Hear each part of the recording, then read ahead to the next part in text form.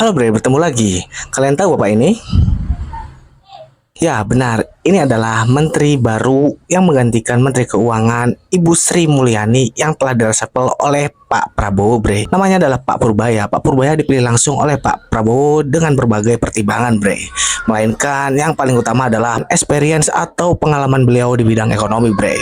Puluhan tahun beliau berkecimpung di bidang ekonomi. Jadi tidak bisa diragukan lagi ya dalam segi pengalaman dan kemampuannya, Bre. Jadi akhir-akhir ini Pak Purbaya ini menggegerkan publik, Bre. Di balik perilakunya agak kekeboy-keboyan, beliau adalah sosok yang berani, inovatif dan analitik kalau menurut saya, Bre. Saya bukan pakar ekonomi dan saya tidak sama sekali berkompeten dalam bidang ekonomi, tapi ini yang saya tangkap. Menurut Pak Purbaya, ada 425 triliun uang negara ngendap di BI, Bre. Tidak diapa-apakan dan dibiarkan begitu saja. Menurut Pak Purbaya, ini adalah salah satu faktor yang membuat perekonomian Indonesia tidak berkembang, Bre. Karena pada sejatinya uang itu yang harusnya diputar untuk kestabilan ekonomi, malah dibiarkan begitu saja, Bre.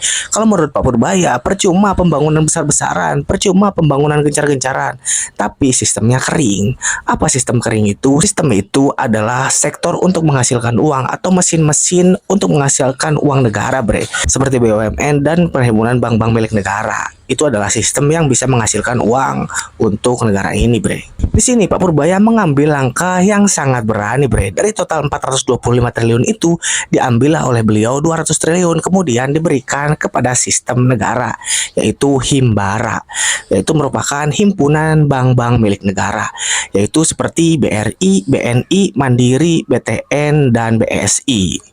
Dana 200 triliun itu digelontorkan kepada bank-bank tersebut, Bre.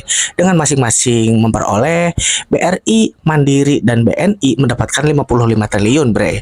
Kemudian BTN mendapatkan 25 triliun dan BSI mendapatkan 10 triliun. Menurut Pak Purbaya, biarkan saja para dirut-dirut bank ini yang akan mikir bagaimana caranya uang ini bisa berkembang dan bertambah, Bre.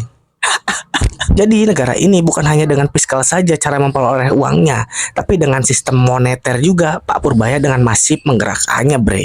Jadi di sini bukan masyarakat saja yang dicekik, Bre, yang dituntut untuk membayar pajak yang begitu besar, melainkan pegawai BUMN juga di sini dicekik, Bre. Bagaimana caranya uang 200 triliun itu yang digelontorkan kepada mereka dikelola dengan baik sehingga bisa berkembang dan bertambah, sehingga bisa untuk menjadi pemasukan untuk negara ini, Bre.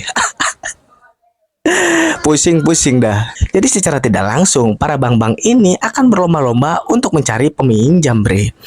Dengan secara otomatis suku bunga akan turun. Nah, ini nilai positifnya, Bre. Suku bunga akan turun dan akan berdampak positif pada masyarakat. Gimana menurut kalian? Tulis di kolom komentar.